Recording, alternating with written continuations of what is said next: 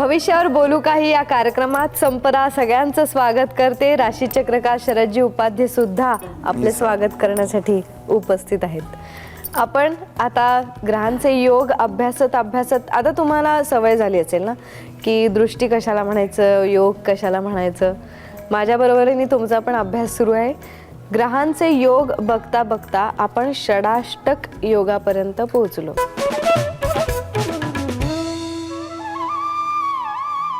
शरदजी, षडाष्टकला खडाष्टक का म्हणतात लोक? तुला खडाष्ट म्हणलं हसू येतंय, पण खरोखरच बरेचसे शब्द अशा अज्ञानातून आलेत. षड म्हणजे 6, अष्टक म्हणजे 8. आपण आता इथे विचार करू. हे सगळे ग्रह शनी केतूपासून 6वे आहेत. 1 2 3 4 5 6 आणि हे 2 ग्रह यांच्यापासून 8वे आहेत. 1 2 3 4 5 6 7 8. 6वं स्थान शत्रूचं स्थान आणि 8वं स्थान मृत्यूचं स्थान, दोन्ही वाईट.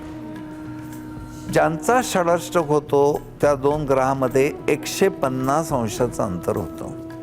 150 डिग्रीज बघ तू मोजून, इथून मोज. 30 60 90 120 150. मग 150 अंशाचा योग हा पूर्व दिप्तांश सुरू होतो 142ला. तो योग चालू राहतो 158 पर्यंत. आणि त्याच्यात जर हे बसत असतील तर मग षडाष्टक योग आहे. आणि षडाष्टक योगात 2 शुभग्रह सुद्धा मारामारी करतात. गुरुचंद्राचा षडाष्टक झाला तर अध्यात्मात तो इतका प्रकारे प्रयत्न करतोय, चुकूनही प्रगती होत नाही. का? दत्तप्रबोध ग्रंथात लिहिलं आहे, खूप उपासना करूनही फळ मिळत नसेल तर पापाचं पारडं फार जड आहे. खूप पैसे मिळवतोय पण अजून कर्ज फिटत नाही, कर्जाचा डोंगरच आहे. मग त्याला सांगायला लागतं तुझ्या पत्रिकेत चंद्रगुरूचा षडाष्टक आहे, कदाचित धार्मिक कार्यात उपासनेत तुला यश मिळणार नाही, पण तू प्रेमाने उपासना करत राहा. त्या षडाष्टक योगामध्ये पहिली गोष्ट तुला कळली, षड आणि अष्टक 6 आणि 8 150 अंश. 2 शुभग्रहात झालं तरी अशुभ परिणाम, पापग्रहात झाले तर बघायलाच नको. मंगळ हर्षलाचे मंगळाशी लग्नेशाशी कुठेतरी कुयोग, देहाच्या ठिकऱ्या होणे. हे फळ जेव्हा तुम्हाला आधी कळतं आणि तो नेमका ॲक्सिडेंटपूर्वी येण्याइतकं त्याचं पुण्य असेल तुमच्याकडे, तर तुम्ही असं काही रिडिंग देणार नाही ॲक्सिडेंटचं वगैरे, कोणाला घाबरवायचं नाही. पण असं करा, तुम्ही जमलं तर गुरुजींना बोलावून मृत्युंजयाच्या मंत्राचं एक आवर्तन करून घ्या. त्याची एक पद्धत आहे 1200 जाऊन. षडाष्टक योगात अपघातही होतात, कधी कधी शत्रुत्व होतं, काही नाती बिघडतात, काही शिक्षण पुरं होत नाही, नोकरीत गंडांतर येतं, व्यवसायामध्ये अतिशय मोठे फटके बसतात. ह्या सगळ्यासाठी हर्षलाला जप नाही, पण हर्षलाला व्यवस्थित वचक ठेवणारं एक दैवत पशुपतीनाथ. बऱ्याच जणांना माहिती नसेल म्हणून एक सांगतो. वरद शंकर नावाची पूजा आहे, वरद शंकर. सगळ्या पूजेमध्ये सुपाऱ्या असतात नवग्रहांच्या, शंकरांच्या पूजेत नाही, कारण ते मृत्युंजय आहेत. आणि शंकरांची पूजा कधीही एकट्याने करायची नाही, एकट्याची नुसतं शिवलिंग ठेवून करायची नाही. नंदी पाहिजे, वर नाग पाहिजे आणि बाजूला पार्वती माता पाहिजे. मग तुम्ही कुठल्याही स्वरूपात घ्या, महालक्ष्मी स्वरूपात घ्या. ही शिवशक्तीची पूजा आहे. आणि भगवान सांगतात पशुपतीनाथ, मी बोलणं बरोबर नाही पण ते सांगतात शक्ती वाचून शिवशव आहे. हे तुमच्या बायकांचं महत्त्व. मग वरद शंकरांची पूजा केल्यावर हर्षलाचे बरेचसे इफेक्ट्सना चेक बसतो. पण लोकांना ही जी भीती वाटते, तुम्ही सांगताय तोच योग माझ्या पत्रिकेत, घाबरू नका, मी उपाय पण सांगतोय ना. वरद शंकरांची पूजा, घरात लघुरुद्र करणे, ज्याची ऐपत त्याने अतिरुद्र स्वाकार करणे, महामृत्युंजयाचं जप करणे, ओम नमः शिवायचा पंचाक्षरी मंत्र म्हणणे, ह्यानी त्याची तीव्रता निश्चय कमी होते. दुर्दैवाने कोणाच्या पत्रिकेत हर्षल मंगळ षडाष्टक वगैरे असेल, भगवान भोलेनाथांना शरण जा. कुठेतरी जाऊन रत्नच वापरत बस, कालसर्पच कर, ह्यानी काही होणार नाही. जिथे जखम आहे तिथे उपाय करा. आणि त्या भोलेनाथांच्या कृपेने भरभर तुमच्या श्रद्धेने जप झाला तर तुम्ही म्हणाल की आश्चर्य वाटलं मला, हेलिकॉप्टरने टेकून घेतलं, एवढ्या उंचीवरनं प्लेन पडलो, मला काही झालं नाही. बाळं वाचतात मग लहान लहान कधी ही कृपाच. म्हणून ज्योतिषाला आध्यात्मिक ज्ञान पाहिजेच. याचा प्रॉब्लेम काय आहे, आणि कुठलं दैवत बरोबर चेक बसवेल त्याला, त्याचा अनुभव. एक शंका आली म्हणून विचारते की दृष्टी आपण आधी शिकलो, ग्रहांची दृष्टी, मग ती विशेष दृष्टी सुद्धा आहे काही ग्रहांना, तर त्या ह्याच्यात शिवाय योगांवर बोललो. तर समसप्तक योगाच्या अभ्यासाच्या वेळी तुम्ही सांगितलं होतं की आपल्याला 180 अंशाच्या पुढे परिणाम होत नाही, परिणाम म्हणजे युती, तो योगच होतो, तो योगच होत नाही. त्याला मी फक्त उत्तर दीप्तांश नाही असं म्हटलं. उत्तर दीप्तांश नाही, बरोबर. तर आता षडाष्टक होतंय, मग षड आणि अष्टक, मग यातले कुठले अंश परिणाम करणार आहे? आता ह्याच्यात म्हणताना टेक्निकली असं म्हणायचं, शनी केतू ह्या 2 ग्रहाचा रवी शुक्र बुध नेपच्यून ह्यांच्याशी षडाष्टक आहे, पण ह्या ग्रहांपासून हे 8व्या स्थानी आहेत.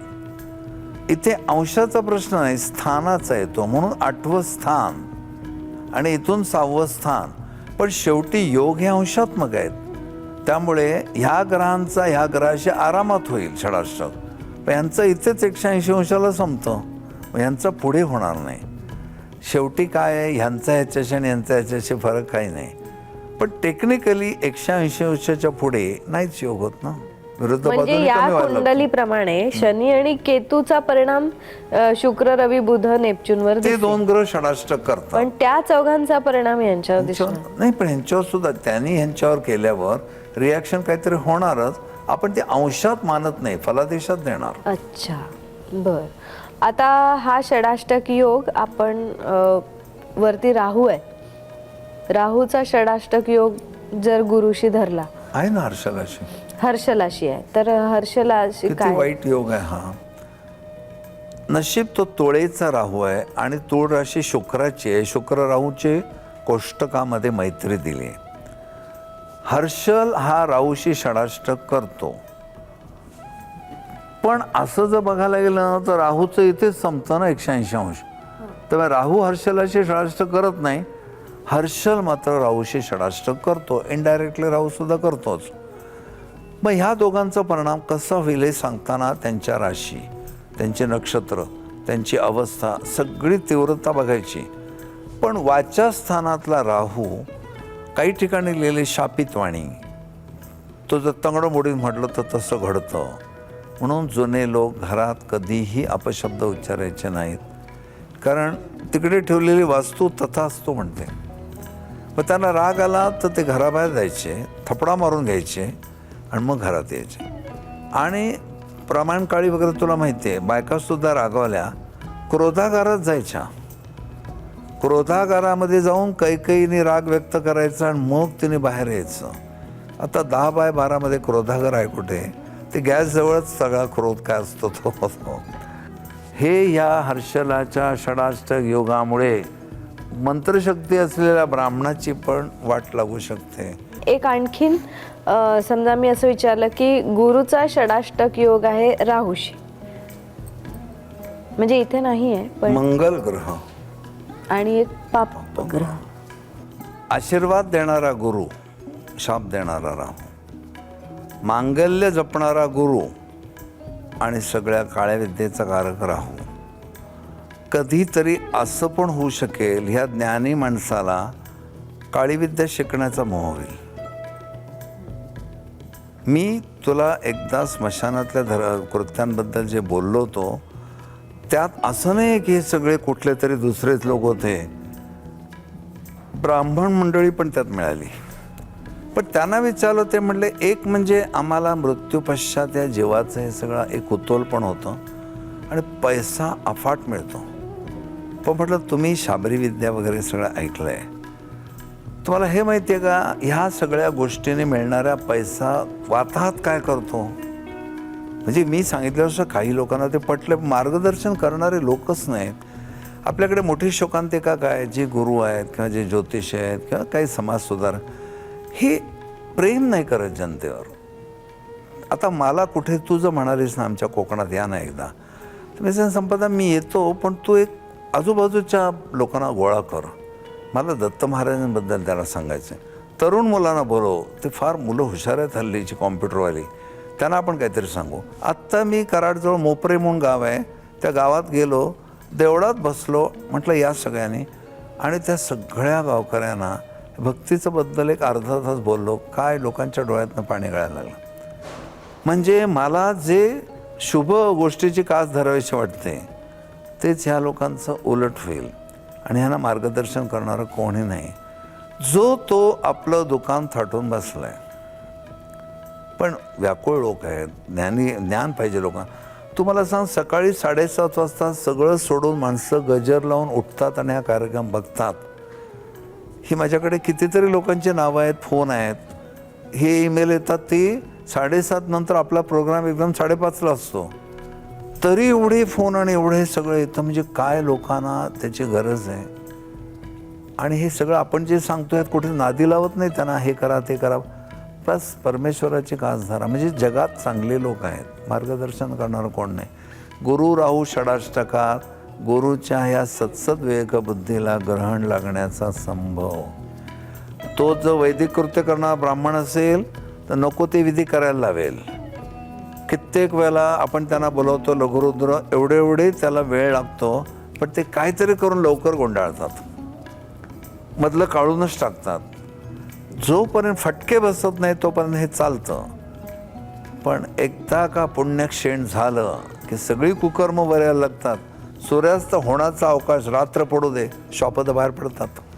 तसं या षडाष्टकाच्या मागे प्रीती षडाष्टक, मृत्यू षडाष्टक असे लावलं जातं. याचा अर्थ या षडाष्टकाशी आहे का, याच योगाशी? आत्ता जर मी तुला याचा खुलासा करत बसलो तर तुझ्या चेहऱ्याकडे म्हणून मला असं वाटतं कुठल्याही क्षणी तू बोलायचे बंद होशील आणि म्हणशील मला सकाळी उठवा. मृत्यू षडाष्टक, प्रीती षडाष्टक 2 शब्द आहेत, पण ते लग्नाच्या संदर्भातले आपण षडाष्टक घेतले. पण त्यात प्रीती षडाष्टक नावाचं पण युग आहे, त्याचं पण परत आहे. ते लोकांच्या डोक्यात आता कुठे बसलंय मृत्यू षडाष्टक, तो पण गोळवेल नाही. पण मी तो विषय घेणार आहे. अच्छा, पण ते वेगळं आणि हा योग वेगळा. हा षडाष्टक योग आणि तो षडाष्टक फरक काही भाव आहेत. बरं. आणि ते राशींचे षडाष्टक आहेत. राशी म्हणजे मन, चंद्रमा मनसो जाता. मेषेचा कन्येशी षडाष्टक, पण इथे कन्येतल्या ग्रहांचं यांच्याशी षडाष्टक होतोय. इथे षडाष्टकाचा अर्थ 150 अंश आहे आणि तिथे षडाष्टकाचा अंश एकमेकापासून 6व्या-8व्या राशी आहेत. एकदा तुम्ही मला शिकवलं होतं. पण एक नाही, षडाष्टक म्हटल्यावर एक रकाना भरायचा आहे, मग त्यात सगळे षडाष्टक आले, असा गोंधळ होऊ नये म्हणून मी हा प्रश्न विचारला तुम्हाला. रकाना भराय, तू कुठे शिक्षण घेतात कधी काम केलं का थोडं? पण हरकत नाही, शंका विचारूनच घ्याव्याने. म्हणजे याचा गोंधळ माझ्याकडनं होऊ नये, प्रेक्षकांकडनंही होऊ नये. आणि तो एक मोठा वेगळा विषय आहे ज्याच्यावर आपण नंतर बोलणार आहोत. या षड अष्टकामध्ये बुधची शनी बरोबर जर षडाष्टक योग आला, कोणाच्या कुंडलीत येऊ नये. बुधामुळे दैनंदिन व्यवहार होतात, बुधामुळे लक्षात राहतं, बुधामुळे बोलता येतं, बुधामुळे आकलन शक्ती आहे, बुधामुळे ऐकू येतं, सेन्स ऑर्गन्स. त्याचा शनीची षडाष्टक झाल्यावर ज्या लोकांना ऐकण्याचा प्रॉब्लेम आहे त्यांची दुःख आपल्या लक्षात येतात. की आम्हाला ऐकू येतं म्हणजे कानातली रचना आणि ते लिक्विड आणि हा सगळा भाग पाहिला.